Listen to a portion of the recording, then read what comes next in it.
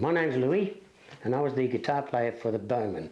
Now, the Beaumen was the early Johnny O'Keefe band, and we played at the various venues all over the country, and we ended up playing occasionally at the Playroom Cabaret.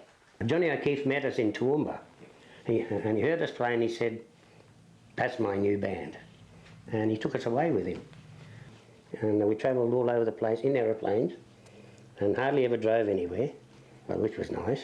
And we played 6 nights a week, actually, and month after month, year after year. That was our job.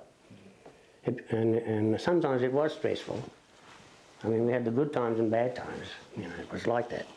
I recall one night we went to Maryborough, and we drove all the way down to Cloudland Ballroom, and we ended up at the Playroom Cabaret at 3 o'clock in the morning.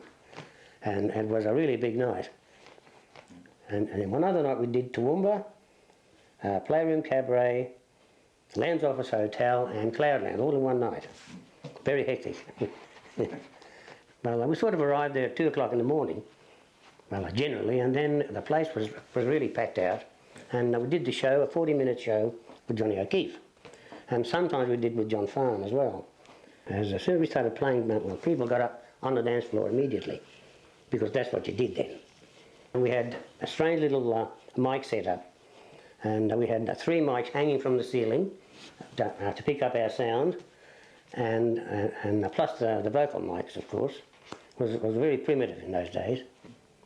And sometimes during the O'Keefe show, I used to play a bit loud, and he'd walk up beside me and say, "You better turn it down, Fossa," and I'd say, "Yes, sir. I'll do that later." And we did the show there, 40-minute or an hour show with O'Keefe, and then we just go home or stay at the coast overnight and play up a bit, have a few drinkies, and come home next morning.